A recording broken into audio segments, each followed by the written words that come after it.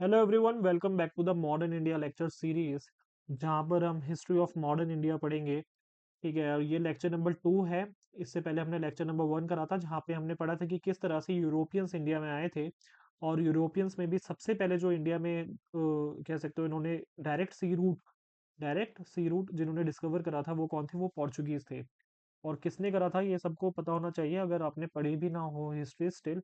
तो सबसे पहले जो डायरेक्ट सी रूट इंडिया का, यूरोप से लेकर इंडिया का डायरेक्ट सी रूट किसने डिस्कवर करा था? वो थे वास्को दा गामा। आई होप सबको समझ आया होगा। ये 1498 में इंडिया के कौन से पोर्ट पे पहुंचे थे? ये कैलिकट पे ये लैंड करे थे।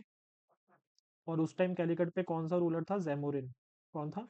जैमोरिन, या फिर समुद्री करके उनको बुलाया जाता था। आई होप सबको समझ आ रहा होगा। सो अब हमें क्या करना है? अभी मैंने फिर काफ़ी चीज़ें पढ़ाई थी कि भाई किस तरह से डिफरेंट डिफरेंट गवर्नर्स आए। जो सबसे पहले गवर्नर थे जो सबसे पहले गवर्नर थे वो कौन थे? Francisco de Almeida. ये पोर्चुगीज गवर्नर थे सबसे पहले। ठीक है। फिर इन्होंने क्या क्या सिस्टम स्टार्ट करा? इन्होंने ब्लू वाटर पॉलिसी स्टार्ट करी। और ब्लू वाटर पॉलिसी में क्या होता था कि जो पोर्चुगीज थे उन्होंने ज्यादा स्ट्रॉन्ग किसको बनाया? जो सी में उनका कंट्रोल था उसको ज्यादा इन्होंने कंसोलिडेट करा। मतलब इन्होंने बोला, ठीक है, किसने? फ्रांसिस्को दी अल्मीडा ने क्या बोला कि भाई हम सी वाले पार्ट को स्ट्रॉन्ग करते हैं या फिर सी पे पूरा कब्जा करते हैं, तो हम ट्रेड को कंट्रोल कर ही लेंगे। ठीक है। इस तरह से पोर्चुगीज जो है अपना अच्छे से एस्टेब्लिशमेंट कर सकते हैं। ठीक है। फिर ये परमिट्स भी इशू करने लग गए। ठीक है। मतलब जैसे फॉर एग्जांपल कोई अरब है या फिर कोई इंडियन है, इंडियन अगर शिप लेके जा रहा है, ठीक है, अपनी कहीं भी ट्रेड करना है, इंडियन ओशन में जा रहा है या अरेबियन सी में कहीं पे है, तो अगर उसको ट्रेड करना है तो उसको क्या है? एक परमिट लेना पड़ेगा, एक टैक्स पे करना पड़ेगा। एक क्या करना पड़ेगा? टैक्स पे करना पड़ेगा। और टैक्स पे करके उसको ये पोर्चुगीज अलाउ करेंगे कि भाई आपकी शिप यहाँ से जा सकती है। अगर ये कह सकते हो टैक्स नहीं पे करते थे तो इनकी शिप्स को डुबा दिया जाता था। ये ऑलरेडी मैंने आपको प्रीवियस लेक्चर में बता दिया है। अगर आप लोगों ने नहीं देखा तो लेक्चर नंबर 1 देखिए सीरीज का। ठीक है। मेरे जो जितने भी लेक्चर्स हैं इनको 1.5x या 1.25x पे देखिएगा। सो आगे बढ़ते हैं। तो अब जो नेक्स्ट जो गवर्नर आते हैं वो कौन थे? Alphonso de अल्बुकर्की। अल्फांसो दी अल्बुकर्की जो है नेक्स्ट गवर्नर आते हैं। अल्फांसो सेम वही चीज है। अल्फांसो मैंगो आपने देखा होगा, आपने सुना भी होगा, स्लाइस के किसी के ऐड में देखा होगा, स्लाइस माजा के। तो अल्फांसो जो है, मतलब अल्बुकर्की को, जो अल्फांसो दी अल्बुकर्की को रिस्पेक्ट देने के लिए या ट्रिब्यूट देने के लिए ये जो मैंगो की स्पेशल, जो कह सकते हो, ये जो मैंगो की स्पीशीज है, ठीक है, जो भी ये मैंगो की स्पेसिफिक स्पीशीज है, इसका नाम अल्फांसो रख दिया गया, just to give tribute to Alfonso de Albuquerque. I hope सबको समझ आ रहा होगा। तो जैसे ही अब इनको गवर्नर बनाया जाता है, तो पहले कौन था? पहले अल्मीडा था गवर्नर। किसका? पोर्चुगीज का। जितनी भी पोर्चुगीज स्टेब्लिशमेंट थी उसका गवर्नर बना दिया गया कि भाई इंडिया में आप सबसे जो टॉप पोजीशन होगी, पोर्चुगीज को जो भी लीड कर रहा होगा उसको गवर्नर किसको बनाया? सबसे पहले फ्रांसिस्को दे अल्मीडा को। फिर उसके बाद आता है अल्फांसो दी अल्बुकर्की। तो मैंने बताया कि इसको याद कैसे रखना है, मैंगो से याद रख लेना। ठीक है। तो इन्होंने क्या है, स्ट्रेटेजिक कंट्रोल को सिक्योर करा इंडियन ओशन में। ठीक है। कैसे? इन्होंने बेस बनाए। क्या बनाए? बेस बनाए सी के एंट्रेंसेस पे। जैसे फॉर एग्जांपल ये अगर इंडिया का मैप है, तो यहाँ पे फॉर एग्जांपल इंपॉर्टेंट पोर्ट्स हैं, तो वहां पे इन्होंने क्या बनाए? अपने बेस बना दिए, पोर्चुगीज के यहाँ पे बेस बना दिए। तो इससे क्या है, इन्होंने एक सिक्योर पोजीशन इस्टेब्लिश करी फॉर द पोर्चुगीज।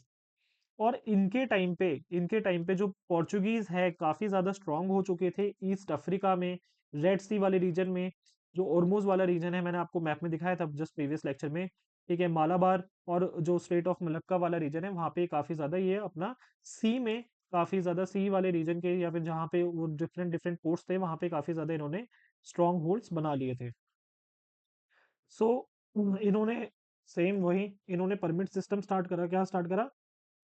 इन्होंने परमिट सिस्टम स्टार्ट करा, जिसमें क्या है, अगर कोई दूसरी शिप पोर्चुगीज के अलावा अगर कोई दूसरी शिप, कोई इंडियन है, कोई अरब है, अगर उसको अपनी शिप निकालनी है, ट्रेड करने के लिए,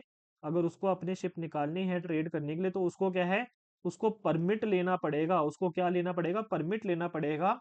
अगर वो परमिट नहीं लेगा तो सेम उसकी बोट को या शिप को डुबा दिया जाएगा। तो इससे भी ये फायदा उठाने लगे। यानी जो खुद ट्रेड कर रहे थे, जो खुद यहाँ से इंडिया से सामान लेकर जा रहे थे और अच्छे खासे दाम में यूरोप में बेच रहे थे, उससे तो कमा ही रहे थे। लेकिन जो दूसरी शिप्स थी उसको परमिट लेना बहुत ज्यादा इन्होंने कह सकते हो कंपलसरी कर दिया। ठीक है। और क्या है, और इन्होंने साथ में क्या करा, जो शिप बिल्डिंग वाले सेंटर्स थे जहाँ पे शिप्स बनाई जाती थी, जहाँ पे शिप्स बनाई जाती थी, जैसे फॉर एग्जांपल उस टाइम पे गुजरात रीजन में काफी ज्यादा फेमस था, जो गुजरात का कोस्टल रीजन था, वहाँ काफी ज्यादा वो रीजन काफी ज्यादा फेमस था शिप बिल्डिंग के लिए। तो तो क्या था, फिर इन्होंने क्या करा, ऐसे रीजन्स जो है, ऐसे सेंटर्स को इस पे क्या है, इन्होंने कंट्रोल हासिल कर दिया, ऐसे सेंटर्स पे क्या कर दिया, कंट्रोल हासिल कर दिया। तो ये किसके छत्र छाया में हुआ, किसके अंडर हुआ, ये अल्फांसो दी अल्बुकर्क की छत्र छाया में हुआ, या फिर उसी के अंडर ये सारी चीजें हो रही है। फिर ऊपर से इसके टाइम पे जो है जो जो गल्फ रीजन था, जो रेड सी वाला रीजन था, वहां पे उनके पास वो तो नहीं थी, क्या बोलते हैं, टिम्बर तो नहीं थी, और टिम्बर ही चाहिए थी उस टाइम शिप बिल्डिंग के लिए। उस टाइम मेटल की शिप्स तो नहीं होती थी। आप लोगों ने जो पायरेट्स ऑफ द करेबियन ये सारी मूवीज वूवीज भी देखी होंगी, वहां पे देखा होगा कि लकड़ी की शिप्स होती थी, टिम्बर की शिप्स होती थी। तो फिर कहने का मतलब क्या है कि जो गल्फ वाले रीजन और रेड सी वाले रीजन थे के लोग थे या रूलर्स थे, उनके पास इतनी अच्छी शिप्स नहीं थी। ऑफ कोर्स उनके पास भी होंगी, बट इतनी अच्छी शिप्स नहीं थी, क्योंकि अवेलेबिलिटी ऑफ टिम्बर की जो थी, कमी थी। तो और फिर और ऊपर से पोर्चुगीज जो थे, पोर्चुगीज ने एक तरह से कंट्रोल हासिल करा हुआ था बाकी शिप बिल्डिंग जो सेंटर्स थे, जो बाकी शिप बिल्डिंग सेंटर्स थे उस रीजन के, उस पे किसका कंट्रोल था, पोर्चुगीज का कंट्रोल था। तो इसकी वजह से क्या हुआ, इसकी वजह से पोर्चुगीज जो है काफी ज्यादा एक स्ट्रॉन्ग पावर उभर के निकले उस टाइम पे। आई होप सबको समझ आ रहा होगा। फिर एल्बुकर्की क्या करता है, ये काफी इंपॉर्टेंट पॉइंट है, ये चीज याद रख लेना कि एल्बुकर्की वो सबसे पहला ऐसा पोर्चुगीज गवर्नर है जिसने एक्वायर करा गोवा को। क्या करा, एक्वायर करा गोवा को। अभी तक क्या हो रहा था, अभी तक ये लोग क्या कर रहे थे, कोस्टल रीजन पे फैक्ट्रीज बना रहे थे। क्या बना रहे थे, फैक्ट्रीज बना रहे थे कि भाई ट्रेड करेंगे हम यहाँ से। आई होप सबको समझ आ रहा होगा। तो फैक्ट्रीज बनाना जो है, टेरिटरी तो कोई कोई हथिया ही नहीं। मतलब फॉर एग्जांपल यहाँ पे कोई रूलर होगा, फॉर एग्जांपल इस रीजन में कोई रूलर है, इसका रूल चल रहा है, ठीक है, लेट्स से गोवा ही है, क्या है, गोवा। तो गोवा का ये फॉर एग्जांपल ये पर्टिकुलर जो रीजन है यहाँ पे गोवा है। अब इसमें रूल कोई और कर रहा है, रूल कोई और कर रहा है, इन्होंने बस एक छोटे से एक जगह पे अपनी फैक्ट्री बना ली, जहाँ पे अपना ट्रेडिंग व्रेडिंग जो भी इनको काम करना है वो अपने ये काम करेंगे। लेकिन एल्बुकर्की ने क्या करा, एक पर्टिकुलर जो टेरिटोरियल जो एरिया था, मतलब एक पर्टिकुलर सेक्शन जो वेस्टर्न कोस्ट में था, ठीक है, इन्होंने क्या करा, इसको एक्वायर कर दिया। और किसको एक्वायर करा इन्होंने, गोवा को एक्वायर करा। और ये अलेक्जेंडर द ग्रेट के बाद फर्स्ट टाइम ऐसा हो रहा था कि एक यूरोपियन ने क्या करा था, एक इंडियन टेरिटरी को अपने अंडर में ले लिया था। आई होप सबको समझ आ रहा होगा, this was the first bit of Indian territory जो कि यूरोपियंस के अंडर में थी, ठीक है, since the time of Alexander the great.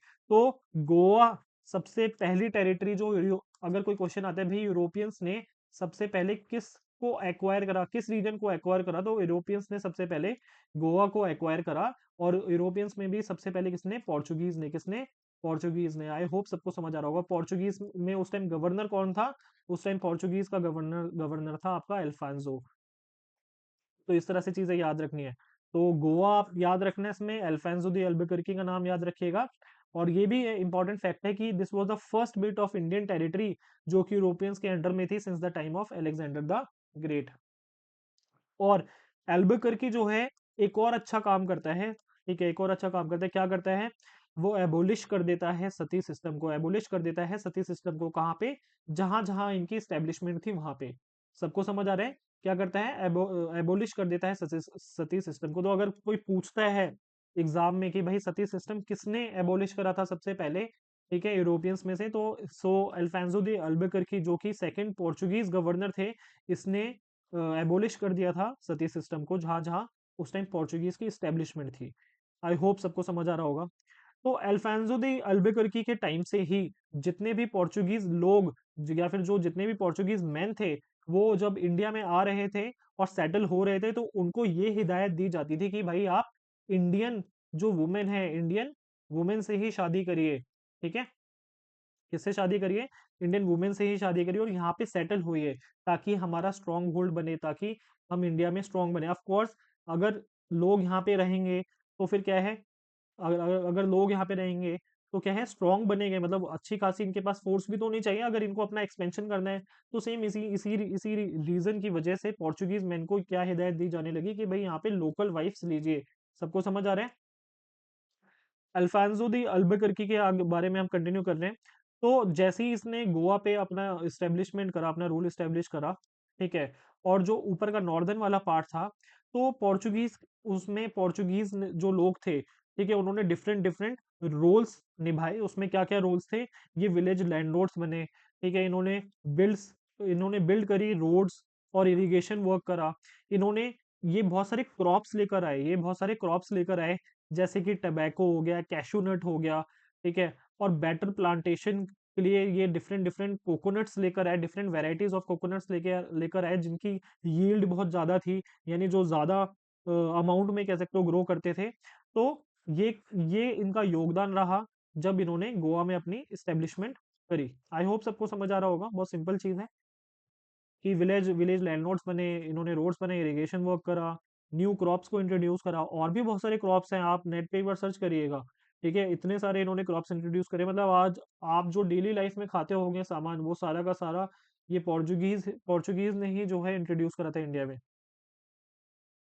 I hope सबको समझ आ रहा होगा। फिर अल्फांसो के बाद आते हैं नीनो दा कुना। नीनो दा कुना, he was the third governor, he was the third governor of the Portuguese. तो पोर्चुगीज के थर्ड गवर्नर हैं। तो इन्होंने ऑफिस को अज्यूम करा इन नवंबर 1529 में, ठीक है, और करीबन एक साल में ही इन्होंने हेडक्वार्टर शिफ्ट कर दिया पोर्चुगीज का, कोचिन से गोवा में। कोचिन से गोवा में, यानी पहले हेडक्वार्टर कहाँ था इनका, पहले इनका हेडक्वार्टर था कोचिन में, और अब कहाँ पे इन्होंने जो निनो दा कुना है, इन्होंने क्या कहाँ पे शिफ्ट कर दिया, गोवा में अपना जो हेडक्वार्टर था पोर्चुगीज का, वो शिफ्ट कर दिया। ठीक है, और जो गवर्नमेंट थी अब कहाँ से ऑपरेट होने लगी, जो पोर्चुगीज गवर्नमेंट थी वो कहाँ से ऑपरेट होने लगी, गोवा से ऑपरेट होने लगी। सो नीनो दा कुन्हा के टाइम पे, नीनो दा कुन्हा के टाइम पे गुजरात रीजन में जो उस टाइम रूलर था, उसका नाम था बहादुर शाह। ठीक है, क्या नाम था, बहादुर शाह। आप इसको मुगल्स से कंफ्यूज मत करिएगा, ये बहादुर शाह अलग डायनेस्टी का रूलर है, ठीक है, अलग रूलर था। तो गुजरात रीजन में उस टाइम कौन रूल कर रहा था, बहादुर शाह रूल कर रहा था, अभी फिलहाल इतना समझिए। और बहादुर शाह का सबसे बड़ा जो उस जमाने में दुश्मन था वो थे मुगल्स। वो कौन थे, बहादुर शाह का सबसे बड़ा दुश्मन उस जमाने में कौन था, मुगल्स थे। और मुगल्स में उस टाइम कौन रूल कर रहा था, हुमायूं रूल कर रहा था। कौन रूल कर रहा था, हुमायूं रूल कर रहा था। अब जब बहादुर शाह ने देखा कि पोर्चुगीज जो है सी पे या फिर नेवी बहुत स्ट्रांग है इनकी, क्या है, नेवी बहुत स्ट्रांग है, ठीक है, काफी ज्यादा एडवांस है पोर्चुगीज। तो इसने क्या करा, इसने बोला कि भाई हुमायूं से बचा लो मुझे, किससे बचा लो, हुमायूं से बचा लो, और मैं आपको थोड़ा सा टेरिटरी दे दूंगा, क्या दे दूंगा, थोड़ी सी टेरिटरी दे दूंगा। और इसने क्या क्या टेरिटरी प्रॉमिस करा देने के लिए, एक तो इसने आइलैंड ऑफ बसईन जो था, ठीक है, जैसे अभी वसई या विरार वाला जो रीजन है, वो पहले क्या था, आइलैंड था, एक आइलैंड वाला रीजन था, और क्या नाम था उसका, बेसैन नाम था, ठीक है, यहाँ पे।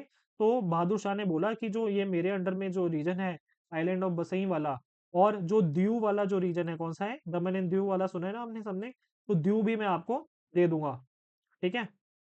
He also promise them a base in Diu, के भाई आप इस यहाँ पे बेस बना लीजिएगा दीव में।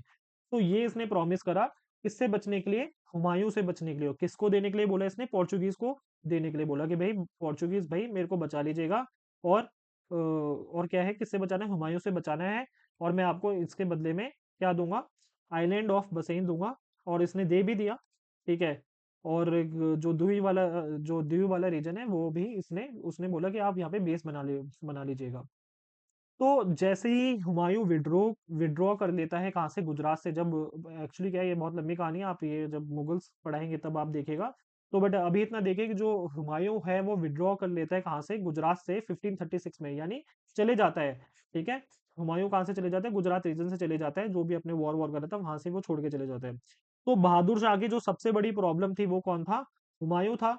अब वो चले गए, लेकिन अब प्रॉब्लम कौन बन जाते हैं इसकी, अब प्रॉब्लम बन जाते हैं पोर्चुगीज, क्योंकि पोर्चुगीज इसके काफी ज्यादा नजदीक आ जाते हैं, मतलब इसके काफी ज्यादा जो पोर्चुगीज के बेसिस थे, जो जो पोर्चुगीज लोगों के जो बेसिस थे, या पोर्चुगल के जो बेसिस थे, ठीक है, वो काफी ज्यादा पास हो जाते हैं गुजरात के। ठीक है, जैसे दीव रीजन में हो गया आपका, ये बसईन वाला रीजन था। ठीक है, फिर मैंने ऑलरेडी बताया था गोवा हो गया, कोचीन हो गया। तो काफी ज्यादा स्ट्रांग होल्ड था इस वाले रीजन में पोर्चुगीज का। तो क्या अब क्या लगा बहादुर शाह को, ये अब बर्डन लगने लगे, क्या लगने लगे, बर्डन लगने लगे। और इसका एक्चुअली से लगा कि भाई खतरा, मतलब इसे खतरा महसूस होने लगा कि भाई यार ये कल को हम पे ही ना हमला कर दे। तो इसने कोशिश करी कि भाई एक तरह से एक वॉल रहे, या फिर एक तरह से मतलब डिवाइड रहे पोर्चुगीज और गुजरात, जो उस टाइम डायनेस्टी थी गुजरात में, उनके बीच में। तो और ऊपर से जो पोर्चुगीज जो उस टाइम लोग थे, और जो लोकल लोग थे इंडिया में उस टाइम रह रहे थे, ठीक है, उनके बीच में आपस में फाइटिंग होती रहती थी, लड़ाई झगड़ा होता रहता था। ठीक है, और इतना होता था कि मतलब आए दिन या तो पोर्चुगीज मरते थे या फिर लोकल लोग मरते थे। तो इसी वजह से बहादुर शाह क्या चाहता था, एक वॉल ऑफ पार्टीशन बनाना चाहता था कि भाई पोर्चुगीज लोग हमारे उसमें दखल अंदाजी ना दें, हमसे थोड़ा दूर ही रहे। तो होता है ना, जैसे हर कोई चाहता है इंसान की भाई हमारे जो एनिमी है हमारे ज्यादा नजदीक ना आए, क्योंकि वो नुकसान ही पहुंचाएगा आगे जाके। तो इस वजह से क्या है, जो पोर्चुगीज हैं और बहादुर शाह, पोर्चुगीज और बहादुर शाह जो है, तो एक नेगोशिएशंस के लिए, एक नेगोशिएट करने के लिए क्या करते हैं, एक मीटिंग की अरेंजमेंट करते हैं। क्या करते हैं, मीटिंग की करते हैं, और मीटिंग एक्चुअली पोर्चुगीज ही बुलाते हैं। ठीक है, पोर्चुगीज लोग कहते हैं कि आप ऐसा करिए, एक बार हमसे मीटिंग कर लीजिए। ठीक है, और ये जो मीटिंग है ये कहाँ पे करते हैं, ये सी में मीटिंग करते हैं, सी में मीटिंग करते हैं। ठीक है, थोड़ा सा मतलब कोस्ट से थोड़ा सा दूर ये मीटिंग करते हैं। और मीटिंग में क्या होता है कि जो बहादुर शाह था, उसको थोड़ा सा शक होता है ऑलरेडी कि भाई ये कहीं मुझ पे हमला ना कर दें या धोखा ना दे दें। और वो ही होता है। ठीक है, कुछ ऐसा हमला वमला होता है, तो मतलब इसका क्लियर नहीं है हिस्ट्री में कि इसके साथ क्या हुआ था, बट इतना होता है कि एंड में ये मर जाता है, जो बहादुर शाह है। ठीक है, इसको किल कर दिया जाता है। अब किल के इन्होंने दो चीज बताई है कि भाई किल इसको शिप पे ही कर दिया जाता है, जिस शिप पे ये मीटिंग हो रही थी वहीं पे शिप पे किल कर दिया जाता है। कुछ कहते हैं कि भाई ये आग लग जाती है, जो भी चीज है, और ये क्या करता है, ये समुद्र में ही कूद जाता है और शोर की तरफ जाने लगता है, जो समझ गए ना, शोर सबको पता होगा ना। ठीक है, या फिर बीच की तरफ जाने लगता है। ठीक है, या लैंड की तरफ जाने लगता है। ठीक है, अब लैंड पे जाते जाते लैंड इतना ज्यादा दूर होता है कि ये थक के ये डूब जाते हैं। तो इसके दो इसमें ऐसे वाक्य हैं। ठीक है, कि इसको या तो स्टैब कर दिया जाता है, जो पोर्चुगीज है धोखा देके इसको शिप पे ही मार देते हैं। दूसरा क्या है कि ये शिप से कूद जाता है और अपना क्या, अपना कैसे जाता है, मतलब वहां पे जाते जाते आगे डूब जाते हैं। तो जो भी है, बट इतना अब याद रखिएगा कि इसकी मीटिंग होती है पोर्चुगीज के साथ, और पोर्चुगीज जो है इसको मार देते हैं इन 1537 में। हम बात करें बहादुर शाह, जो कि किसका रूलर था, गुजरात का रूलर था। सो ये सब किसके टाइम में हो रहा है, उस टाइम गवर्नर कौन था, नीनो दा कुन्हा। और पोर्चुगीज की कहा जाता है कि पोर्चुगीज की जो है उस टाइम ये षड्यंत्र ही था। मतलब इन्होंने पहले से ही डिसाइड करा हुआ था कि बहादुर शाह को मारना ही है। तो जो नीनो दा कुन्हा है, उसने और क्या करा, उसने और भी मतलब एक तो बहादुर शाह को निपटा दिया। फिर दूसरा क्या है, इन्होंने इसने नीनो दा कुन्हा ने क्या करा, जो पोर्चुगीज का इन्फ्लुएंस है बे ऑफ बंगाल वाले रीजन में, या बंगाल रीजन में, वो काफी ज्यादा इसने इंक्रीज कर दिया। ठीक है, इसने क्या करा, काफी ज्यादा पोर्चुगीज नेशनल्स को सेटल कर दिया। कहाँ पे, हुगली के पास। कहाँ पे, हुगली के पास। और हुगली कहाँ पर है, हुगली है आपके बंगाल में, बंगाल रीजन में। तो नीनो दा कुन्हा ने क्या करा, जो पोर्चुगीज का इन्फ्लुएंस है, जो अभी तक पोर्चुगीज का इन्फ्लुएंस कहाँ चल रहा था, वेस्ट वाली साइड ही चल रहा था। अब जो बंगाल वाला रीजन है वहां पे भी इसने क्या करा, अपने पोर्चुगीज नेशनल्स को सेटल करवाना स्टार्ट कर दिया। हम बात करें नीनो दा कुन्हा की, जो कि थर्ड गवर्नर था किसका, पोर्चुगीज का। अब ऐसा क्या हुआ कि पोर्चुगीज इतने कम समय में, मतलब 50 साल, मतलब जब Vasco the gamma first time आया था उसके 50 साल में ही इतना बड़ा, कह सकते हो, एक अपनी स्टेब्लिशमेंट क्रिएट कर लेते हैं, इतनी जगह पे अपने बेसिस बना लेते हैं, गोवा पे कब्जा कर लेते हैं, अलग अलग जगह पे इन्होंने पोर्ट्स एक्वायर कर लिए थे। ठीक है, किसने, पोर्चुगीज ने। तो ऐसा इनके पास क्या ऐसी एडवांटेज थी, ऐसी क्या फेवरेबल कंडीशन थी इंडिया में उस टाइम, कि पोर्चुगीज को इतना आसान हुआ, या फिर इतनी जल्दी इतने कम समय में इतने बड़े इन्होंने काम कर पाए। तो लेट्स सी। तो सबसे पहला ये था कि जब ये इंडिया में लैंड हुए, जब ये पोर्चुगीज इंडिया में आए, सिर्फ गुजरात के अलावा, गुजरात में उस टाइम रूल कौन कर रहा था, स्टार्टिंग में गुजरात में कौन रूल कर रहा था 1458 से 1511 तक, महमूद बेगारा करके एक रूलर था, वो रूल कर रहा था।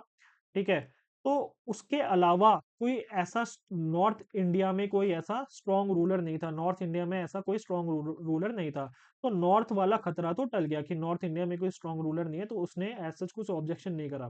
फिर डेक्कन रीजन में क्या हो रहा था कि डेक्कन रीजन जो था, ठीक है, आपका महाराष्ट्र महाराष्ट्र वाले रीजन का, वहां पे बहामनी किंगडम जो था वो टूट रहा था छोटे छोटे स्मॉलर किंगडम्स में। बहामनी किंगडम कितने अलग अलग छोटे छोटे स्मॉलर किंगडम्स में टूट रहा था। तो ये कंडीशन भी इनको सेटिस्फाई होगी। ऑफ कोर्स यहाँ पे एक जो किंगडम है वो अगर ब्रेक हो रहा हो, वो कमजोर पड़ रहा हो, तो ऑफ कोर्स दूसरे का ही फायदा होता है, तो पोर्चुगीज का यहाँ भी फायदा हुआ। ठीक है। और जितने भी उस समय उस जमाने के रूलर्स थे, वो नेवी पे इतना ध्यान नहीं दे रहे थे, वो नेवी पे इतना ध्यान नहीं दे रहे थे, उनकी नेवी बहुत कमजोर थी। लेकिन पोर्चुगीज की सबसे खास बात क्या थी? उनकी नवल स्ट्रेंथ, उनकी नेवी की स्ट्रेंथ ही सबसे ज्यादा उनकी, बहुत ज्यादा कह सकते हो इंपॉर्टेंट थी, जिसकी वजह से उन्हें एक एडवांटेज मिली, एक फेवरेबल कंडीशन मिली इंडिया में अपना रूल स्थापित करने की। फिर नेक्स्ट बात करी जाए कि जो अरब मर्चेंट्स थे और शिप ओनर्स थे, जो कि अभी तक इंडियन ट्रेड को डोमिनेट कर रहे थे, उनकी एज सच कोई बड़ी ऑर्गेनाइजेशन नहीं थी, एज एज सच कोई यूनिटी नहीं थी कि वो पोर्चुगीज से टक्कर ले पाए। तो अरब्स भी टक्कर नहीं ले पाए। ठीक है, जो ऑलरेडी शिप ओनर्स थे वो भी टक्कर नहीं ले पाए, क्योंकि उनका सिर्फ ध्यान ट्रेडिंग पे था, उनको एज सच नहीं था कि मोनोपोली करनी, उनका ये था भाई अपनी दो रोटी कमानी है, या जो भी उन्हें कमाना है वो कमाओ। ठीक है। पॉलिटी और इन सब चीजों पे ध्यान उनका नहीं था कि टेरिटरी कब्जा लेनी है कुछ भी चीज। ठीक है, वो सिंपल ट्रेडर्स की तरह काम करते थे। लेकिन पोर्चुगीज आपको पता है कि वो क्या क्या मकसद लेकर आए थे। ठीक है। और पोर्चुगीज जो है, उनकी जो शिप्स थी वो भी काफी ज्यादा एडवांस थी, और शिप्स पे इन्होंने क्या लगा रखे थे? कैनन्स लगा रखे थे, तोप लगा रखी थी अपने शिप्स पे। आपने मूवी भी देखी होगी, कौन सी भला? Pirates of the Caribbean. तो उसमें भी देखा कि वहां पे तोप लगी रहती है शिप्स पे, तो ये काफी एडवांटेजेस थी। यानी जब भी इनका कहीं पे युद्ध होता था, तो ये जो कैनन्स थे, ये बहुत ज्यादा यूज करते थे, और ज्यादातर ये लोग जीत जाते थे अपने एनिमीज के मुकाबले, क्योंकि उनकी जो शिप्स थी ना ही वो इतनी ज्यादा एडवांस थी, और ना ही उनकी शिप्स पे इतने बड़े बड़े तोप वाली टेक्नोलॉजी थी। आई होप सबको समझ आ रहा होगा। सो और फिर ऊपर से जो पोर्चुगीज का स्टेट है इंडिया में, ठीक है, कभी कभी कहते हैं कि हिस्टोरियंस कहते हैं कि उसको अंडर एस्टिमेट किया गया है। ठीक है, आपने ज्यादातर क्या सुना है? ब्रिटिशर्स के बारे में ही सुना होगा अभी तक, अगर आप लोगों ने मॉडर्न हिस्ट्री नहीं पढ़ी है, मॉडर्न इंडिया के बारे में नहीं पढ़ा है, तो आपने क्या है, ब्रिटिशर्स के बारे में पढ़ा होगा। लेकिन क्या आप लोगों को पता है कि पोर्चुगीज का जो स्टेट था, काफी ज्यादा वेल एस्टेब्लिश स्टेट था, वेल एस्टेब्लिश एडमिनिस्ट्रेटिव सिस्टम था इन लोगों का। ठीक है, ऑफ कोर्स डिक्लाइन हुआ है इनका, लेकिन ऐसा नहीं था कि इन्होंने मतलब बहुत छुटपुट सा, ऐसा नहीं था कि कोई इनका सिग्निफिकेंस नहीं रहा है हिस्ट्री ऑफ इंडिया में। ठीक है, ऑफ कोर्स इनका सिग्निफिकेंस भी रहा है, और इनका जो स्टेट था वो एक लार्जर एलिमेंट था इंडियन हिस्ट्री में। ठीक है, तो इसमें इसको क्रेडिट देना चाहिए इस चीज के लिए। ठीक है। कैसे? अब कितना बड़ा स्टेट था पोर्चुगल, जो पोर्चुगीज स्टेट था कितना बड़ा था? जैसे कि ज्यादातर coastal part of India Portuguese के अंडर आ गए थे within 50 years of Vasco da Gama's arrival. यानी जब वास्को द गामा कब आया था?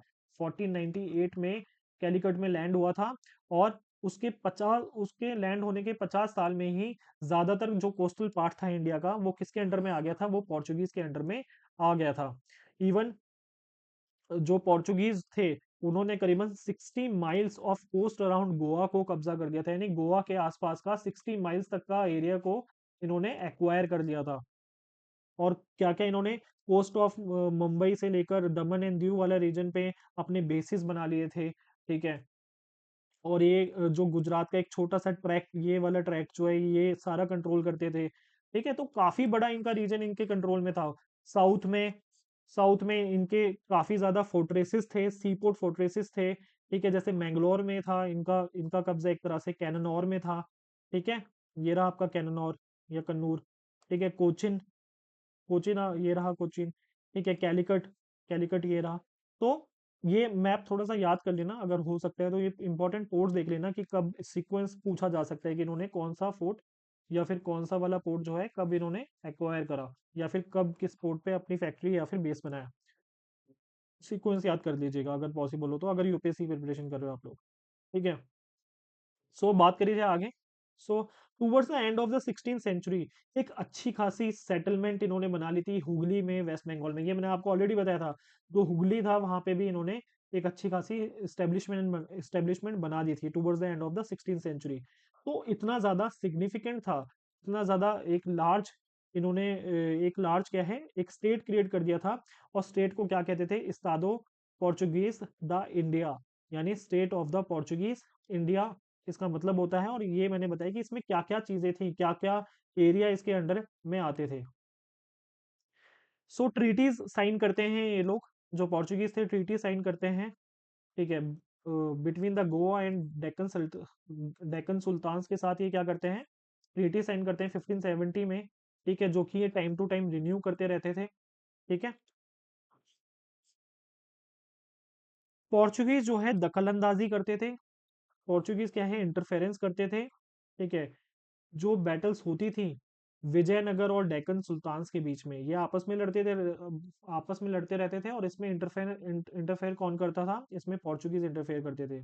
और जब दक्कनी रूलर्स और मुगल्स के बीच में लड़ाई होती थी तो कौन इंटरफेयर करता था, पोर्चुगीज इंटरफेयर करते थे, ठीक है। और ये इंपॉर्टेंट रोल भी प्ले करते थे, इंपॉर्टेंट रोल भी प्ले करते थे जो पॉलिटी होती थी उसमें। और जब मुगल्स और मराठास के बीच में लड़ाई होती थी तो उसमें भी इंपॉर्टेंट रोल प्ले करते थे। तो मैंने बताया कि इनका जो सिर्फ ट्रेडर्स नहीं थे ये, पॉलिटी में भी अच्छा खासा योगदान था इनका, या फिर ये पॉलिटी भी अपना, ऑफकोर्स इतना बड़ा अगर एरिया कब्जा कर पा रहे, एरिया पर कब्जा कर पा रहे, तो पॉलिटी और एडमिनिस्ट्रेशन में काफी ज्यादा इनका इंटरफेरेंस रहता था दूसरे जो रूलर्स थे उनके स्टेट में भी। सो अब ये एंड कब होता है इनका जो रूल है, 1961 में ये लोग जाते हैं, 1961 में ये लोग जाते हैं। केबीसी में क्वेश्चन भी पूछा गया है, सी, कि सबसे लास्ट में कौन से ऐसे यूरोपियंस थे जो सबसे लास्ट में जिन्होंने इंडिया को छोड़ा। सो पोर्चुगीज जो थे सबसे फर्स्ट यूरोपियंस थे जो इंडिया में आए थे, और सबसे लास्ट यूरोपियंस भी थे जो कि इंडिया से गए थे। सो 1961 में, 1961 में गवर्नमेंट ऑफ इंडिया क्या क्या करती है, रिकैप्चर करती है गोवा को, दमन एंड दीव को, किससे, मिलिट्री ऑपरेशन के जरिए। और उस मिलिट्री ऑपरेशन ऑपरेशन का क्या नाम था, ऑपरेशन विजय। तो पोर्चुगीज जो है आसानी से नहीं छोड़ रहे थे, पोर्चुगीज जो है आसानी से नहीं छोड़ रहे थे गोवा, दमन एंड दीव, ठीक है। इवन ये लोग यूएन में भी चले गए थे कि भाई ऐसा, मतलब जो ये है, जो इंडियन गवर्नमेंट है वो मिलिट्री का यूज कर रही है और हमारा हक है गोवा, दमन एंड दीव पे, तो बट यूएन ने इस चीज को एक्सेप्ट नहीं करा था। सो 1961 में जब देखती है इंडियन गवर्नमेंट कि भाई ये लोग तो जाने वाले नहीं है, तो रिकैप्चर करती है with the help of military force. और मिलिट्री ऑपरेशन का नाम क्या होता है, ऑपरेशन विजय। और ऑपरेशन विजय से रिकैप्चर हो जाता है गोवा, दमन एंड दीव। एंड ये फैक्ट बहुत इंपॉर्टेंट है, केबीसी में भी पूछा गया है कि who were the first Europeans to come to India. So Portuguese जो थे फर्स्ट यूरोपियंस थे जो इंडिया में आए थे, और ये लास्ट यूरोपियंस भी थे जो इंडिया से गए थे। तो ये चीज भी याद रखिएगा। अब एडमिनिस्ट्रेशन की बात करी जाए, पोर्चुगीज एडमिनिस्ट्रेशन इन इंडिया, तो किस तरह से एडमिनिस्ट्रेशन होता था। तो हेड ऑफ द एडमिनिस्ट्रेशन यानी टॉप पोजीशन पे कौन होता था, टॉप पोजीशन पे होता था वाइस रॉय। क्या होता था, वाइस रॉय या फिर गवर्नर। और इसको 3 इयर्स का इसका टर्म होता था, कितने इयर्स का टर्म होता था, 3 इयर्स का इसका टर्म होता था। इसको असिस्टेंस कौन प्रोवाइड करवाता था, इसको असिस्टेंस प्रोवाइड करवाता था सेक्रेटरी। इसकी हेल्प कौन करता था काम काज में, सेक्रेटरी हेल्प करता था। और आगे जाके सेक्रेटरी की जगह क्या बन गया, आगे जाके सेक्रेटरी की जगह काउंसिल हेल्प करने लगी। तो कौन हेल्प करने लगी, या असिस्टेंस प्रोवाइड करवाने लगी, काउंसिल असिस्टेंस प्रोवाइड करवाने लगी। फिर वेदोर दा फेजेंडा, या फिर वेडोर डा फेजेंडा करके एक पोस्ट थी, वेडोर डा फेजेंडा। अगर किससे किससे रिलेटेड है ये वाली पोस्ट, ये पोर्चुगीज से रिलेटेड है। और इसका काम था रेवेन्यूज को संभालना, कार्गोस को संभालना, और डिस्पैच ऑफ फ्लीट्स, यानी जो फ्लीट्स आ रही है और जा रही है उसको संभालना, ठीक है। ये इस ऑफिसर का काम था, दैट इज वेडोर डा फेजेंडा। सो इन्होंने फोर्ट्रेसेस जो बनाए थे, अफ्रीका से लेकर चाइना तक जो इन्होंने अलग अलग फोर्ट्रेसेस बनाए थे, ये जो जितने भी फोर्ट थे वो किसके अंडर में आते थे, कैप्टन्स के अंडर में आते थे। किसके अंडर में आते थे, कैप्टन्स के अंडर में आते थे। और जितने भी कैप्टन्स थे, जितने भी कैप्टन्स थे, उनको कौन असिस्टेंस प्रोवाइड करवाता था, उनको फैक्टर्स असिस्टेंस प्रोवाइड करवाते थे। सो फोर्ट्रेसेस के, फोर्ट्रेसेस में टॉप पोजीशन पे कौन आ गया, कैप्टन। और कैप्टन की हेल्प कौन करता था, असिस्ट कौन करता था, फैक्टर्स। तो ये सारे इंपॉर्टेंट पोजीशन थी पोर्चुगीज एडमिनिस्ट्रेशन में जब वो इंडिया में रुके थे। आई होप सबको समझ आ रहा है, तो इसका नोट्स बना लीजिएगा, और ये नोट्स मैं ऑलरेडी प्रोवाइड करवा दूंगा। अब इनकी रिलीजियस पॉलिसी की बात करी जाए, तो ये स्टार्टिंग से ही एक ऐसी जील लेकर आए थे कि है भाई हमें क्या प्रमोट करना है, हमें क्रिश्चियनिटी प्रमोट करनी है। पोर्चुगीज स्टार्टिंग से इनका क्लियर एक गोल था कि भाई हमें ट्रेडिंग तो करनी है, टेरिटरी तो एक्वायर करनी है, लेकिन साथ में क्या प्रमोट करना है, क्रिश्चियनिटी प्रमोट करनी है। जैसे मैंने आपको बताया था, पोप के बारे में बताया था, जिसने प्रिंस हेनरी जो था उसको इजाजत दी थी, राइट दिया था, एक बुल दिया था कि भाई आप जाके डिस्कवर करिए एक डायरेक्ट सी रूट, ठीक है, और कन्वर्ट करिए जो वहाँ के लोकल लोग हैं, इंडिया के जो लोकल लोग हैं उनको किसमें, क्रिश्चियनिटी में। सो इनकी एक जील थी किसको प्रमोट करना, क्रिश्चियनिटी को। और ये स्टार्टिंग से ही कट्टर दुश्मन थे ऑल मुस्लिम्स के। और किसके दुश्मन थे, ऑल मुस्लिम्स के कट्टर दुश्मन थे। इनको लगता था कि भाई जो मुस्लिम्स हैं उनकी वजह से खतरा है, किस पे, क्रिश्चियनिटी पे खतरा है। तो ये क्या करते थे, परसिक्यूट करते थे जितने भी मुस्लिम्स थे, उन पे बहुत ज्यादा अत्याचार होता था, ठीक है, इवन कुछ को एग्जीक्यूट भी कर दिया जाता था जस्ट बिकॉज वो मुस्लिम्स थे। और फिर ऊपर से अरब्स, ऊपर से जितने भी अरब्स थे वो क्या थे, ट्रेडर्स थे। तो एक तो ट्रेडर्स वाली दुश्मनी हो गई, फिर ऊपर से मुस्लिम वाली दुश्मनी हो गई कि भाई मुस्लिम है। सबको समझ आ रहा है। तो इनकी वजह से क्या होता था, काफी ज्यादा अत्याचार अत्याचार करा इन्होंने मुस्लिम्स पे। और स्टार्टिंग में जो है हिंदूज के लिए ये लोग क्या थे, टॉलरेट थे स्टार्टिंग में। ठीक है, ये क्या थे, हिंदूज के लिए क्या थे, टॉलरेंट थे। मतलब इतना ज्यादा दुखी मुखी नहीं करते थे, उसको ज्यादा मतलब नहीं था हिंदूज से। लेकिन जैसे ही इन्होंने गोवा को एक्वायर करा, पता नहीं फिर इन्हें क्या हुआ कि इन्होंने परसिक्यूट करना स्टार्ट कर दिया हिंदूज को भी, परसिक्यूट करना स्टार्ट कर दिया हिंदूज को भी। और इसकी वजह से जो है ना, इन्हें काफी ज्यादा लॉन्ग टर्म में इन्हें आगे जाके काफी ज्यादा डिसएडवांटेज हुई। क्योंकि जो लोकल पॉपुलेशन थी इंडिया में उस टाइम, क्या कौन कौन से धर्म थे, मुस्लिम्स बहुत ज्यादा थे और क्या थे, ऑफ कोर्स हिंदूज तो था मेजोरिटी वाला। सबको समझ आ रहा है। तो हिंदूज एंड मुस्लिम्स ही थे। अगर आपने इससे भी पंगा ले लिया और इससे भी पंगा ले लिया, तो जो लोकल लोग हैं, जो लोकल लोग हैं वो क्या हो गए, इनके बहुत ज्यादा एंटी हो गए, क्या हो गए, इनके बहुत ज्यादा एंटी हो गए, और आगे जाके इनको इस चीज का नुकसान हुआ। और ब्रिटिशर्स ऐसा नहीं करते थे, तो ब्रिटिशर्स के प्रति एज सच इनका, ये हिंदूज और मुस्लिम जो है स्केप्टिकल नहीं थे। लेकिन पोर्चुगीज के लिए वो लोग स्केप्टिकल थे, ठीक है, हमेशा संदेह की नजरों से देखते थे कि भैया ये तो बुरे लोग हैं। सो अब रिलीजियस पॉलिसी पढ़ रहे हैं। सो 1579 में, सितंबर 1579 में अकबर के बारे में जब आप पढ़ोगे, तो अकबर जो है ना काफी ज्यादा इंटरेस्ट रखता था, बहुत ज्यादा क्यूरियस था। पढ़ा लिखा तो खैर वो नहीं था, लेकिन बहुत ज्यादा क्यूरियस था, ठीक है, डिफरेंट रिलीजन्स के बारे में जानने के लिए, साइंस के बारे में जानने के लिए, ठीक है, थियोलॉजी के बारे में जानने के लिए बहुत ज्यादा इंटरेस्टेड, बहुत ज्यादा क्यूरियस रहता था। तो इसलिए क्या है, वो अलग अलग जगह से, डिफरेंट रीजन्स से अच्छे अच्छे एक्सपर्ट्स को बुलाता था, रिलीजियस हेड्स को बुलाता था कि हिंदू से अलग आएंगे, ठीक है, मुस्लिम धर्म से अलग आएंगे, और क्रिश्चियनिटी जो है वहां से भी ये लोग बुलाता था। तो इसने क्या करा, क्रिश्चियनिटी और थियोलॉजी के बारे में जानने के लिए सितंबर 1579 में अकबर ने क्या करा, लेटर लिखा गोवा की अथॉरिटीज को, यानी पोर्चुगीज को इसने लेटर लिखा। और इसने बोला कि भाई आप ऐसा करिए, दो अच्छे प्रीस्ट को यहाँ पे भेज दीजिए, अच्छे पढ़े लिखे प्रीस्ट को कहाँ पे भेज दीजिए, हमारे पास भेज दीजिए। तो पोर्चुगीज को ये लगा, और चर्च अथॉरिटीज को ये लगा कि भाई अच्छा भाई, ऐसा अगर अकबर बुला रहा है, अगर ऐसा पॉसिबल हुआ कि हम अकबर को ही क्रिश्चियन बना दे, क्या बना दे, अकबर को ही क्रिश्चियन बना दे, तो भाई हम तो पूरा इंडिया ही कन्वर्ट कर देंगे क्रिश्चियनिटी में। भाई जब इतना बड़ा रूलर ही क्रिश्चियनिटी फॉलो करेगा, तो पूरा इंडिया ही हम क्या करेंगे, क्रिश्चियनिटी में कन्वर्ट करवा देंगे, जो पूरा वो कंट्री उस टाइम स्टेट था, मुगल स्टेट था। तो इन्होंने क्या करा, तुरंत अपने दो, अपने जो इंपॉर्टेंट प्रीस्ट थे, जेsuit फादर्स थे, ठीक है, एक का नाम क्या क्या क्या था, एक का नाम था रोडाल्फो, रोडाल्फो सॉरी रोडोल्फो एक्वाविवा, और दूसरे का नाम था एंटोनियो मोंजराटे। तो इन्होंने क्या करा, इन दोनों फादर को कहाँ भेज दिया, अकबर की कोर्ट में, कि भाई आप जाइए और कोशिश ये करिएगा कि भाई अकबर को आप कन्वर्ट करवा दीजिएगा अपनी बातों से, या जैसे भी इसको कन्विंस करिएगा कि भाई आप क्रिश्चियनिटी में कन्वर्ट कन्वर्ट हो जाओ। तो जैसे ही ये फतेहपुर सीकरी पहुंचते हैं, तो फेब्रवरी 1580 में ये फतेहपुर सीकरी पहुंचते हैं, जहाँ पे अकबर की कोर्ट होती थी, मतलब इसका कैपिटल था फतेहपुर सीकरी, उस टाइम मुगल्स का, during the rule of Akbar. तो इनको काफी ज्यादा सम्मान के साथ अकबर रिसीव करता है, काफी ज्यादा इज्जत मिलती है इन्हें। लेकिन जो इनका मेन मकसद था, जो अकबर को कन्वर्ट करने का क्रिश्चियनिटी में, वो इनका बिल्कुल कह सकते हो पानी पानी गिर जाता है उस पे। अकबर ऐसा कुछ नहीं होता, वो बस एक तरह से क्यूरियस था, क्योंकि बाकी उसने रिलीजन्स वाले भी बुलाए थे।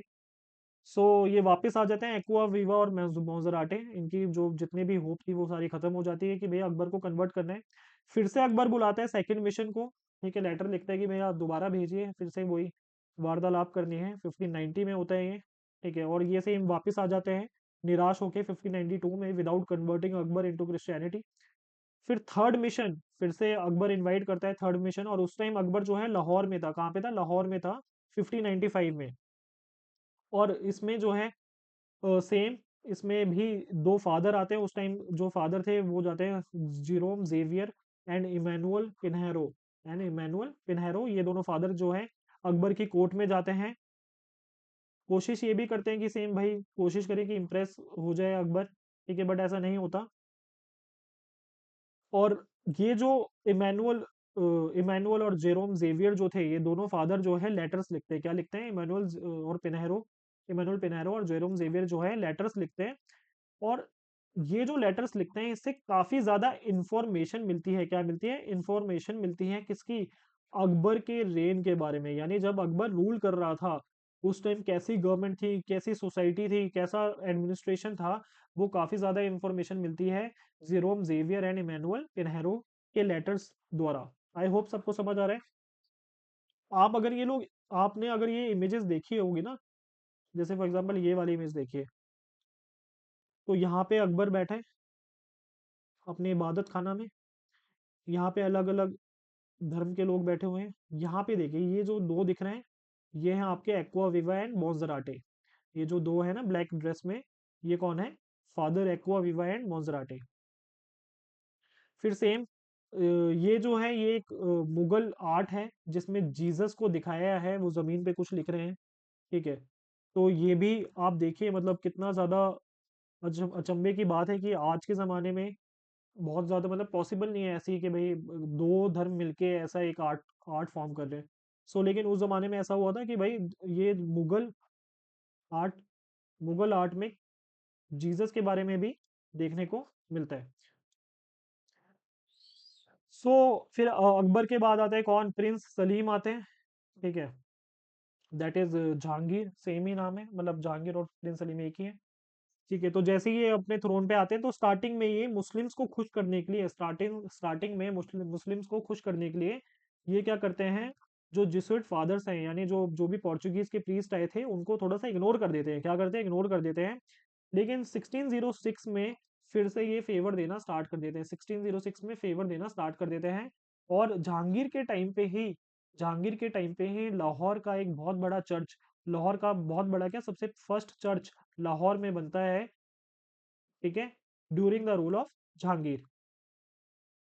जहाँ पे डिफरेंट डिफरेंट प्रीस्ट रहते थे, और जो भी इनके इंपॉर्टेंट डिग्निटरीज होते होंगे क्रिश्चियनिटी में, वो लोग रहा करते थे। दैट इज लाहौर चर्च बनता है किसके टाइम पे? जहांगीर के टाइम पे। एग्जाम पॉइंट ऑफ व्यू से इंपॉर्टेंट नहीं, बट आप देख लीजिए कि किस तरह से सेकुलर पॉलिसी भी चल रही थी साइड बाय साइड। ये जो मैंने इमेज अटैच करी हुई है, ये आगरा में एक चैपल है। आगरा में क्या है? एक चैपल है, उसकी इमेज अटैच करी हुई है। अब क्या होता है, आपने देखा जाए, क्या इंडिया में किसने रूल करा 200-250 साल तक? क्या पोर्चुगीज ने रूल करा? नहीं। आप लोगों को सभी को पता होगा कि ब्रिटिशर्स ने रूल करा। किसने रूल करा? ब्रिटिशर्स ने रूल करा। तो ऐसा क्या हुआ कि पोर्चुगीज सबसे पहले आए, लेकिन ऑल ओवर इंडिया एक ऑल इंडिया स्टेट नहीं बना पाए, एक ऑल इंडिया स्टेट नहीं बना पाए। ऐसा क्या हुआ? और ऐसा क्या हुआ कि आने वाले टाइम में, मतलब स्टार्टिंग में अकबर इनके प्रीस्ट को बुला रहा है, फिर जहांगीर भी इनको चर्च बनवा दे रहा है, लेकिन आगे जाके मुगल्स जो है जितने भी फेवर देते हैं वो सब के सब छीन लेते हैं। या फिर मुगल्स और पोर्चुगीज के बीच में कट्टर का कह सकते हो, आपस में लड़ाई झगड़ा हो जाते हैं, एक दूसरे के एनिमी हो जाते हैं। तो ऐसी क्या कंडीशंस होती हैं वो एक बार देख लेते हैं। सो पोर्चुगीज जो है अपना फेवर लूज कर देते हैं मुगल्स के साथ। ऐसी कंडीशन से एक बार देख लेते हैं कि ऐसा क्या हुआ था। 1608 में, ये थोड़ा इंपॉर्टेंट है, पॉइंट याद रखना। 1608 में कैप्टन विलियम हॉकिंस है। कौन है? कैप्टन विलियम हॉकिंस है। ये कहाँ से आते हैं? इंग्लैंड से आते हैं। ये ब्रिटिशर थे। क्या थे? ब्रिटिशर थे। कैप्टन विलियम हॉकिंस, ठीक है। ये कहाँ पे आते हैं? शिप लेकर आते हैं। कहाँ पे? हेक्टर। इनका इनका शिप का नाम क्या था? हेक्टर नाम था। तो अगर क्वेश्चन पूछते हैं भाई कैप्टन विलियम हॉकिन, पहली बात तो इंग्लैंड से आते हैं 1608 में, और शिप का नाम क्या था? इनका हेक्टर था। और ये लैंड कहाँ पे करते हैं? सबसे पहले ये सूरत में लैंड करते हैं। कहाँ लैंड करते हैं? सूरत में पहुंचते हैं, ठीक है। और ये जो जो किंग जेम्स वन था इंग्लैंड का, उसके द्वारा लिखा हुआ एक लेटर लेकर आते हैं जहांगीर की कोर्ट में, यानी उस टाइम मुगल रूलर कौन था? जहांगीर था। तो ये सबसे पहले इसकी कोर्ट में आते हैं, लेकिन जहांगीर की कोर्ट में उस टाइम बोलबाला किसका था? पोर्चुगीज का बोलबाला था। किसका बोलबाला था? पोर्चुगीज का। यानी अगर यूरोपियंस की बात करी जाए तो पोर्चुगीज ने अच्छा खासा अपना नाम बना रखा था जहांगीर की कोर्ट में। तो जो ये जो जेम्स वन किंग, जो किंग ऑफ इंग्लैंड था जेम्स वन, ये एक लेटर, जो इसका जो लेटर था इसमें क्या लिखा रहता है कि भाई हमें परमिशन दे दीजिए, जो ये विलियम हॉकिंस आए हैं इनको परमिशन दे दीजिए कि भाई इंडिया में बिजनेस करने की इनको परमिशन दे दीजिए। तो जो उस टाइम फादर पिनेरो और जो बाकी पोर्चुगीज अथॉरिटीज थी वो काफी ज्यादा कोशिश करती हैं कि हॉकिंस को परमिशन ना मिले, हॉकिंस को परमिशन ना मिले, और ऐसा ही होता है। जहांगीर जो है इतना ज्यादा पोर्चुगीज के साथ उसके इतना ज्यादा घुल मिल चुका होता है उस टाइम कि भाई वो हॉकिंस को जो है मतलब इतना ज्यादा उसको, सॉरी, हॉकिंस को जो है परमिशन नहीं देता है बिजनेस करने की इंडिया में। हाँ, वो उसको अच्छे से रिसेप्शन तो देता है, उसको अच्छे से एक्सेप्ट तो करता है जब वो आता है उसकी कोर्ट में, लेकिन आगे जाके जो हॉकिंस है, जो विलियम हॉकिंस है, उसको खाली हाथ लौटना पड़ता है। सो जब ये हॉकिंस पहुंचता है जहांगीर की कोर्ट में, तो ये जो है ना एक अच्छा इंप्रेशन छोड़ के जाता है। कैसे कैसे अच्छा इंप्रेशन छोड़ के जाता है? इसको पहली बात तो तुर्की लैंग्वेज आती थी, तो ये जो जहांगीर के साथ ये सिंपल विदाउट एनी इंटरप्रेटर के पहले बात कर लेता है, यानी कोई ट्रांसलेटर नहीं चाहिए होता है इसे, सीधा भाई तुर्की लैंग्वेज में ये जहांगीर के साथ बात कर लेता है। तो जहांगीर काफी इंप्रेस हो जाता है। फिर ऊपर से जहांगीर इतना ज्यादा इंप्रेस हो जाता है कि भाई इसको ये मनसबदार बना देता है, मनसबदार और ऑफ 400। ये हम देखेंगे मनसबदारी सिस्टम में ये 400 क्या है, और सैलरी कितनी बोलता है कि भाई आपको 30,000 सैलरी मिलेगी, लेकिन आगे जाके नहीं मिलती है। वो उससे पहले ही जो है, जो उससे पहले ही जो विलियम हॉकिंस है वो छोड़ के चले जाता है। सो ऊपर से जो हॉकिंस है वो शादी करता है एक अर्मेनियन क्रिश्चियन से जिसका नाम क्या था? मुबारक शाह। ठीक है, ये भी जहांगीर के काफी नजदीक था। तो ये इनकी काफी, ये सारी चीजें होने के बाद जो है जहांगीर के ऊपर अच्छा इंप्रेशन छोड़ जाता है कौन? William Hawkins. लेकिन मैंने जैसे बताया था कि पोर्चुगीज का इतना ज्यादा बोलबाला था कि पोर्चुगीज जितना भी जितना भी जोर लगा सकते थे उन्होंने लगाया, और सेम वही विलियम हॉकिंस जो है खाली हाथ गया from the court of the Jahangir in 1611। ठीक है, तो अभी क्या है, इंग्लिश जो लोग थे, यानी जो इंग्लैंड से जो लोग आए थे, ब्रिटिशर्स थे, उनको ऐसा कोई एडवांटेज नहीं मिलती है as compare to the Portuguese. लेकिन आगे जाके पोर्चुगीज ये जो जो भी एडवांटेजेस हैं, जो भी फेवरिज्म हो रहा है, उसको भी खो देते हैं। अब देखते हैं ऐसा वो क्या करते हैं। सो 1612 में जब विलियम हॉकिंस वापस चले जाते हैं तो इंग्लैंड से फिर से लोग आते हैं। ठीक है, सो 1612 में एक इंग्लिश शिप जिसका नाम था ड्रैगन, क्या नाम था? इंग्लिश शिप जिसका नाम था ड्रैगन, उसमें से आते हैं कैप्टन बेस्ट। कौन आते हैं? कैप्टन बेस्ट वो शिप को लेकर आते हैं, और साथ में एक और शिप होता है ओसिएंडर। क्या नाम होता है? एक और शिप होता है ओसिएंडर। ये लोग क्या करते हैं? पोर्चुगीज को बहुत बुरी तरह से हरा देते हैं, पोर्चुगीज को बहुत बुरी तरह से हरा देते हैं समुद्र में। सबको समझ आ रहा है, सी में बहुत बुरी तरह से हरा देते हैं पोर्चुगीज की सारी फ्लीट को। और इनकी जीत इतनी ज्यादा फेमस हो जाती है कि जहांगीर जो है काफी ज्यादा इंप्रेस हो जाता है, जहांगीर जो है बहुत ज्यादा इंप्रेस हो जाता है, और इतना ज्यादा इंप्रेस होता है कि वो इनको परमिशन दे देता है, किसको? ब्रिटिशर्स को। ठीक है, जो इंग्लैंड से ये लोग आए थे इनको ट्रेड करने की, फैक्ट्री स्टेब्लिश करने की परमिशन दे देता है।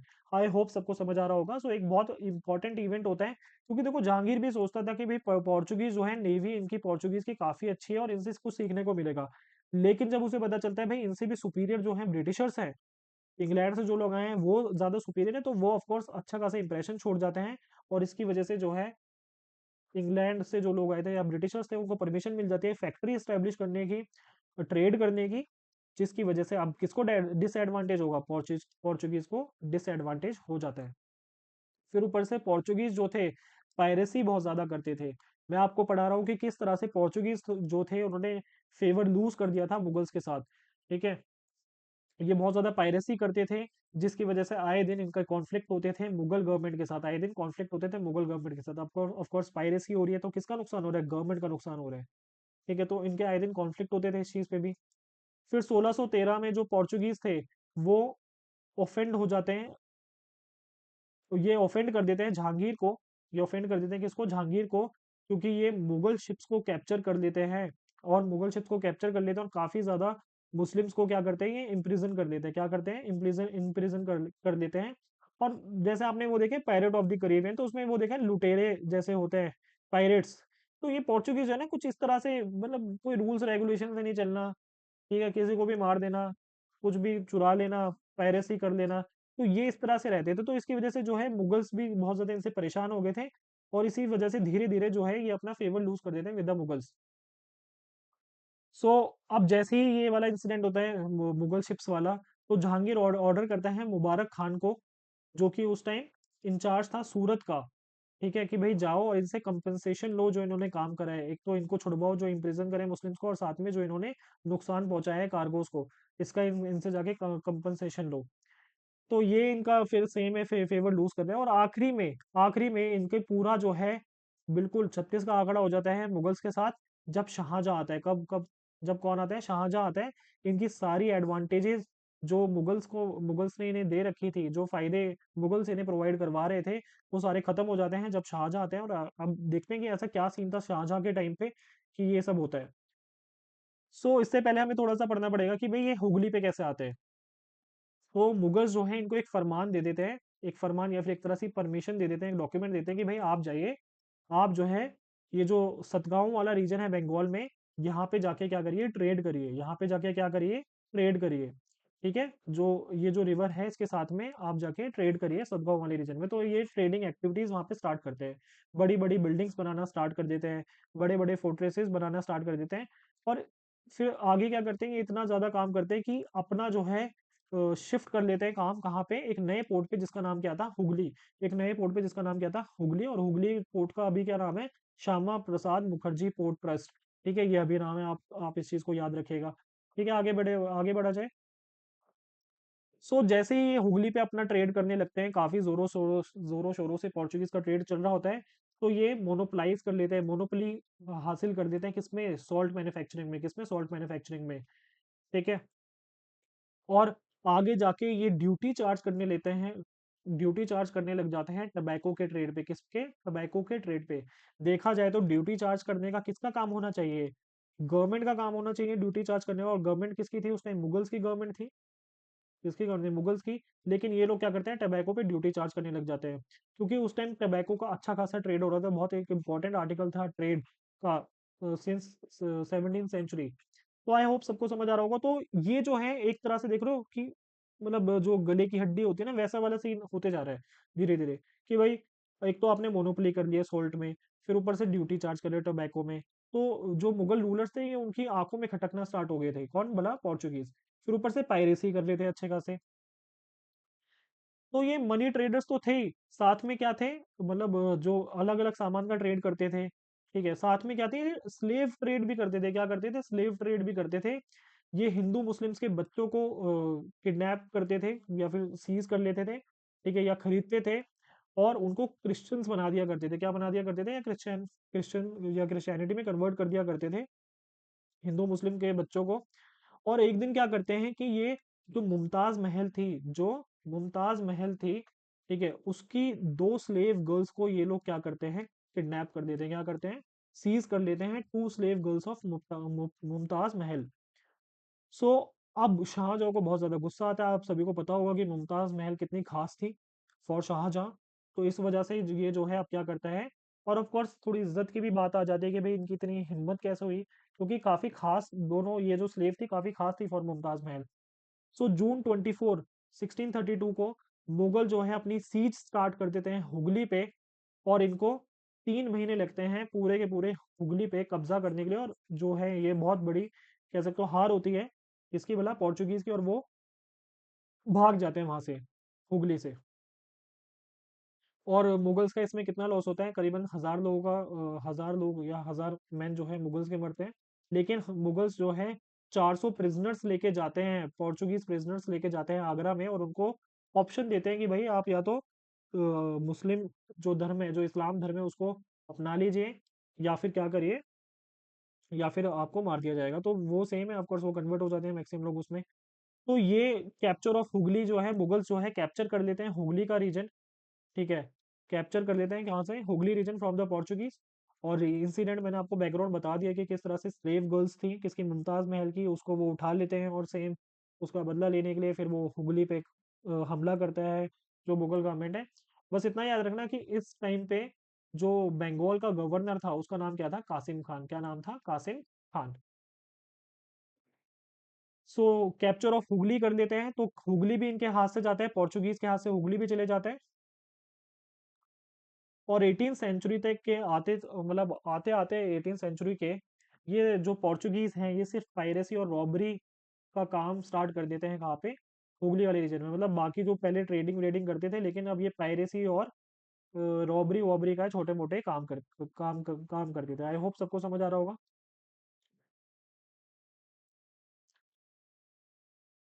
सो डिक्लाइन ऑफ द पोर्चुगीज की अगर बात करी जाए कि पोर्चुगीज जो है उनका डिक्लाइन ऐसा क्यों होता है, मतलब ब्रिटिशर्स बहुत ज्यादा पावरफुल होते हैं इस टाइम पीरियड में, धीरे धीरे। हम ब्रिटिशर्स के बारे में जब पढ़ेंगे तब देखेगा। और पोर्चुगीज जो है डिक्लाइन होना, पोर्चुगीज का डिक्लाइन स्टार्ट हो जाता है। सो लेट्स सी क्या है। सो पोर्चुगीज के टाइम पे क्या होता है, पावरफुल डायनेस्टीज आ जाती हैं। पोर्चुगीज के टाइम पे क्या है, पावरफुल डायनेस्टीज आ जाती हैं। पावरफुल डायनेस्टीज आ जाती हैं इजिप्ट रीजन में, पर्शिया में, नॉर्थ इंडिया में मुगल्स आ जाते हैं। आई होप सबको पता होगा। तो नॉर्थ इंडिया में मुगल्स आ जाते हैं। फिर ऊपर से मराठास का राइज होता है during the same time period. Marathas का राइज होता है, और मराठास जो है डेक्कन रीजन में ही आते हैं, आप सभी को पता होगा। सो मराठास जो है, इवन इतना ज्यादा इनका दबदबा होता है मराठास का कि ये सलसट में, और जो बसैन रीजन था, मैंने बताया था बसैन इनको डोनेशन में मिल जाता है। कौन देता है इनको, बसैन रीजन, बसैन देता है Bahadur Shah, the ruler of the Gujarat, Portuguese को। तो जो मराठास हैं कैप्चर कर लेते हैं सलसट्टी और बसैन पोर्चुगीज से 1739 में। तो इतने सारे नए नए एनिमीज और स्ट्रॉन्ग एनिमीज आ जाते हैं पोर्चुगीज के, तो ये एक रीजन था इनके डिक्लाइन होने का।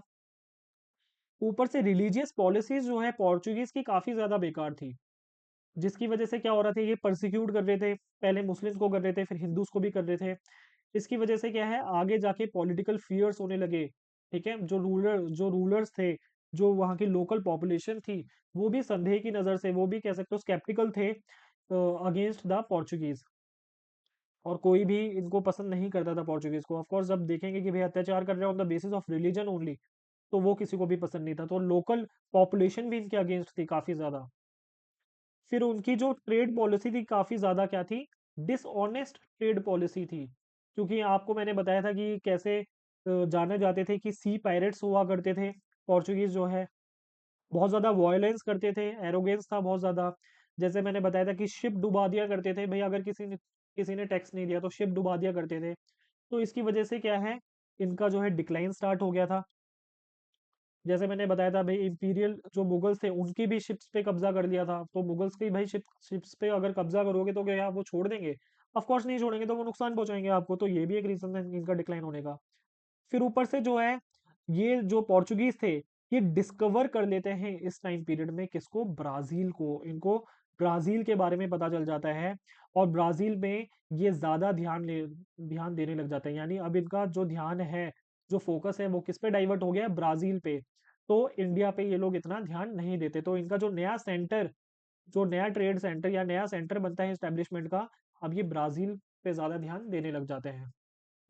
फिर ऊपर से स्पेन और पोर्चुगल जो है मिलके 1580 से 1581 तक युद्ध लड़ते हैं, किससे, इंग्लैंड और हॉलैंड से। किससे, इंग्लैंड और हॉलैंड से। तो इससे ज्यादा पोर्चुगीज जो पोर्चुगल स्टेट था उस पर बहुत ज्यादा फर्क पड़ता है। ठीक है, तो डिक्लाइन ऑफ पोर्चुगीज पढ़ रहे हैं हम। फिर ऊपर से जो इनको नॉलेज थी सी रूट की, इंडिया इंडिया को जो डायरेक्ट सी रूट की इनको नॉलेज थी, अब बाकी यूरोपियंस को भी पता चल गया था। बाकी यूरोपियंस को भी पता चल गया था कि भाई इंडिया अगर आपको पहुंचना है तो कैसे, केप ऑफ गुड होप से आपको ईस्ट की तरफ जाना है, तो आपको इंडिया मिल जाएगा। तो बाकी यूरोपियंस को भी पता चल गया, यानी डच भी आ गए, फ्रेंच भी आ गए, फिर ब्रिटिशर्स भी आ गए। तो ये हमने इस तरह से देखा कि किस तरह से इनका डिक्लाइन हो रहा है।